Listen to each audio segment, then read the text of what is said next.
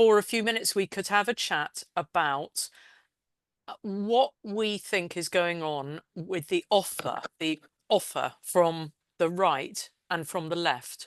So I've been thinking about that quite a bit in Europe and in the UK, looking at what, particularly after the British election, the right wing are in a bit of chaos and they're doing a lot of thinking and discussing and debating. And I thought it'd be quite interesting to talk a bit about that, and then see what you're thinking is going on in the States. We know that we don't really have a home with the left or the right at the moment, or maybe ever. And w- we in Britain, when we had the election, so we had a Labour landslide, a socialist, a left landslide. In some ways, we think that that's quite good, but in other ways, it's terrible, in terms of the promotion of transgender ideology and the sort of, it looks as if what's happening on the left is, well, certainly in Britain, is they are gently just inching forwards, a little bit there, but they're really on a hold. They're not going to push new trans legislation very, very quickly. And they are also pushing lots of pro-women legislation, or women actions. So they're trying to be positive towards women in quite a few ways. And but they're definitely not absolutely helping us. Now, on the right, I mean, my reading is that the left in Europe and the left in Britain have are very, very pro-trans. I think everybody's they're very pro-trans, and they see it as a new way of getting a community, getting the support of the young. And they're on side with the big institutions like the National Health Service, the universities, most people, and loads of companies like Big Pharma, very, very positive, and they have a lot of the media. So it's sort of working out quite well for the left, being pro-trans. The right are much more confused about what they should be doing, what their message should be. And I'll just tell you about a talk I went to, which is sort of a part of the right. So I went to a talk the other day at the Free Speech Union. Now, the Free Speech Union in Britain has set up 4 years ago, and they set up in order to defend free speech. And they've defended loads of gender critical women, and they've been incredibly important in defending free speech in Britain. So on that level, that's very good that the right is saying, well, we want freedom of speech. That's not a bad thing at all. It's very, very good. But beyond that, they seem to be old libertarian patriarchs, and they seem to have no ideas. So what the Free Speech Union did, and quite a few of these other right wingers, like David Starkey, who's a very significant thinker, and Winston Marshall, they seem to basically be saying right now, they're the intellectual right are saying we should use the past. We should go back to the past. We should glorify history. We should look at the history of Britain to create a vision of where we're going forwards. And I was thinking, this is mad. This is completely mad.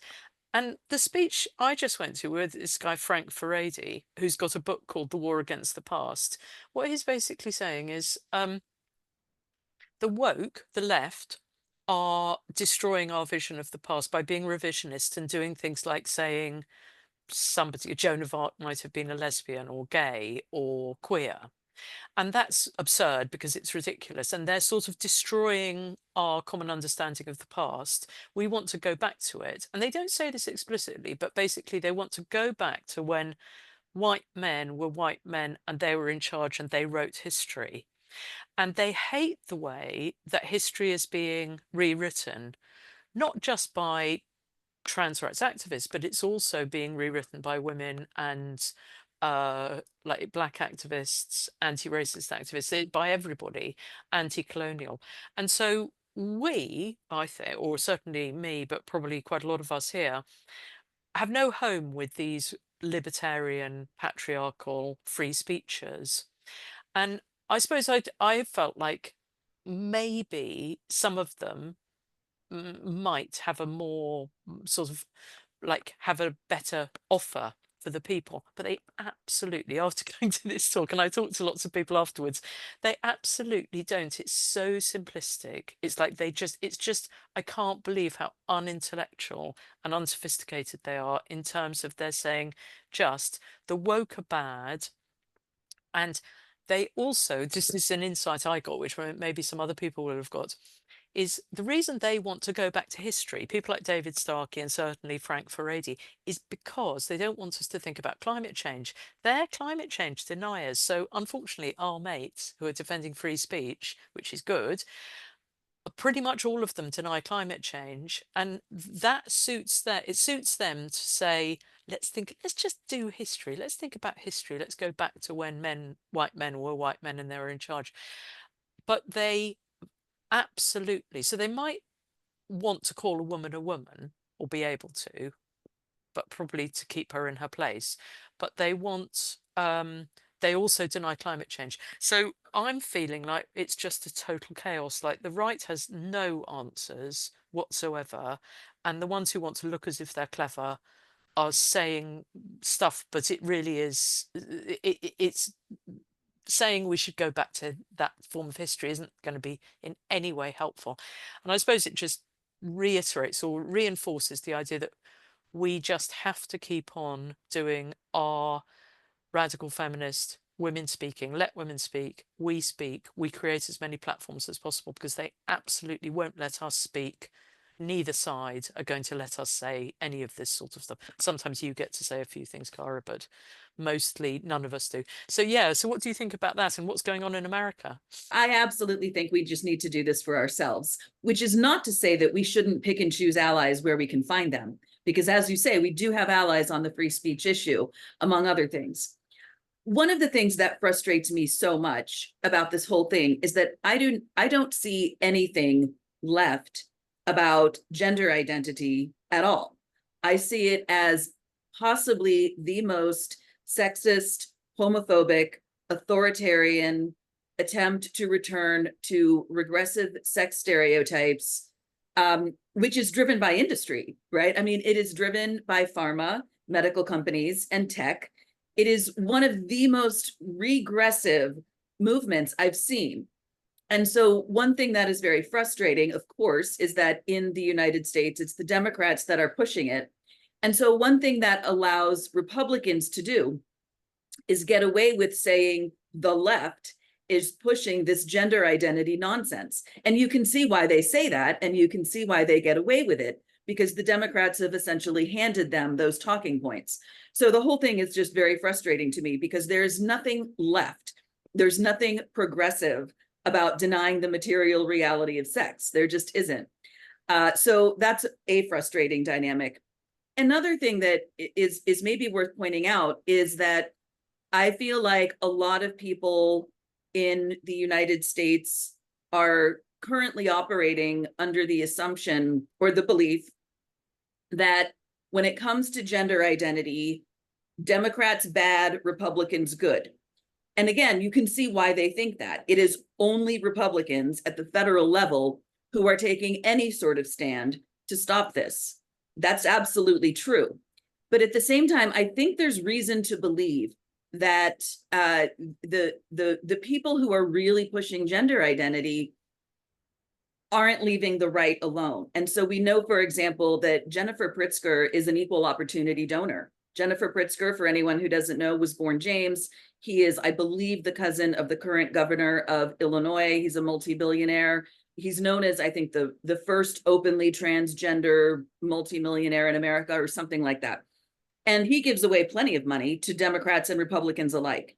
So while I'm sympathetic to the argument that Republicans are good on this issue, I worry that we need to be very careful about counting on them going forward. And the only other thing I just wanted to add to what you said is that, yes, we see it again and again and again with, what the group of men who might be called the Lefty Dude Bro podcasters, who know what a woman is and will occasionally platform women and use the opportunity to just say horrible things about women. I don't know if Kathleen Lowry is in the chat here, but a lot of people here know that I one time went on the Benjamin Boyce podcast. Benjamin Boyce, of course, knows what a woman is, and he asked me for some ideas for how we could improve society for women.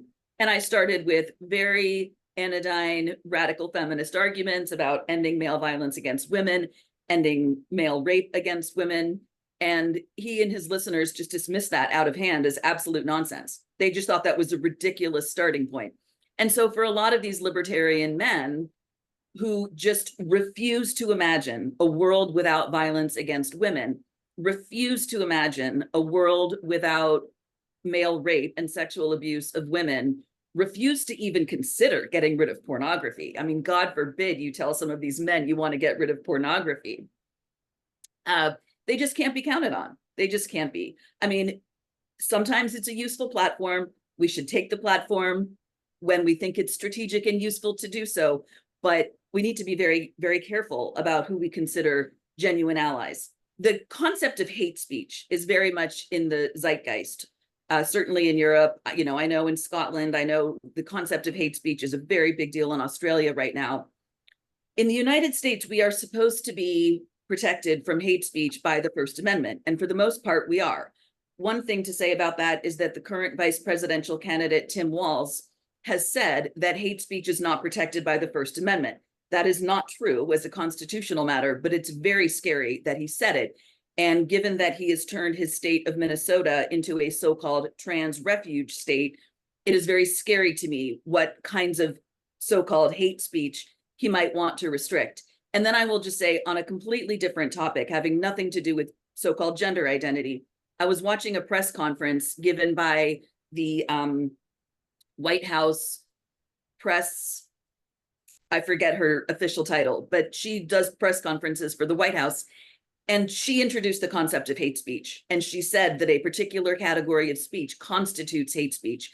And so from my perspective, to hear the White House press corps talking and just asserting that there are categories of speech that could be considered hate speech in the United States was utterly chilling. And that, of course, is coming from the Democratic White House. So yeah, we don't have a home. It's quite nice being here because as a radical feminist, I have some views. I told this guy about my views and I said, it's nice that you're setting aside, we're allowed to talk about it. And he said, yeah. He said, actually, I'm quite okay with your, well, I don't agree with them, but I'm quite okay with your views.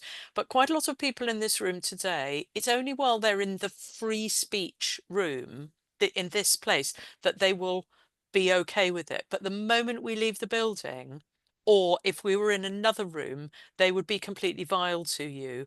So we've created, or it turns out that there are these little areas where because they're committed to free speech, they'll allow us to say things. And it's a bit like Julia just saying, if they're saying, oh, lesbians, all lesbians are included. I think it's a brilliant riposte, and it's a brilliant counter to say, okay, well, if you're having free speech, let's include us in it. Or if you're saying all lesbians are included, then radical feminists or political lesbians should be included.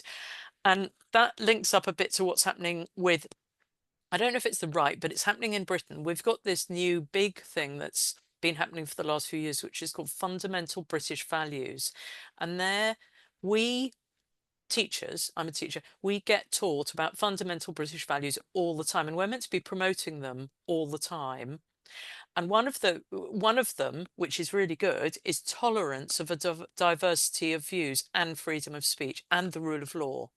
So whilst there are bad things going on and bad things happening in schools, it's not really in the wider public, this fundamental British values, but it's a push coming from sections of government, and it's got through into schools that we should respect each other and we should be allowed to have freedom of speech. So I think it is an opening for us.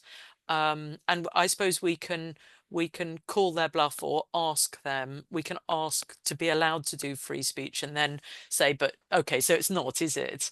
If, or it's not all, and you're not respecting diversity of views. Like there was a sort of trans maid recently who said to me, yes, it's a bit difficult because I have to respect your views now. In this context, it's not even about respecting views. So I did sort of a deep dive into what I think about so-called hate speech laws. And so where I come down, and people can disagree about this for sure, but where I come down is I'm just against any laws that criminalize so-called hate speech across the board. But with this issue, it's even more insidious, because if someone calls me a mean sexist slur, I will be annoyed and I will not like the person. I will not call the police, but I will think that, you know, if a man calls me a sexist slur, I won't like him anymore, and that's fine. But if it's a crime to say that a man is a man, that is much worse, because that is an absolute assault on our ability to even say objective fact. So I've been thinking a lot about so-called hate speech laws recently. So that's why I just wanted to throw that in there. Yeah, and I think that it is absolutely the construction of readiness for us to be not allowed to speak. So there's a construction in a subtle way, but it's happening in culture. I was just watching this thing on British television because some family friends was watching it, so she said I should watch it, called Couples Therapy, which is absolutely horrific. It's this individualistic, it's couples going to a therapist who treats everybody as an individual. So there's no patriarchy, everybody's equal, there's no power structures or anything. You're just meant to sort out your relationship. It's almost all straight couples.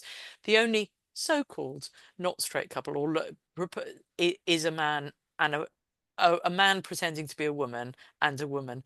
And the woman's just complaining about his entitled behavior. And the big taboo, which, you know, could soon become hate speech, is that he's entitled and he is sort of sucking her life from her and just is a man. He's behaving like a really narcissistic man. But of course, nobody on the show shows it. And that's a sort of soft cultural colonization, I think, and the creation of the understanding that whilst it might not be, they wouldn't say you would be done for hate speech, but they'll say you can't say that. And it just becomes a de facto bit of life and it's being spread out across the culture. It's horrific.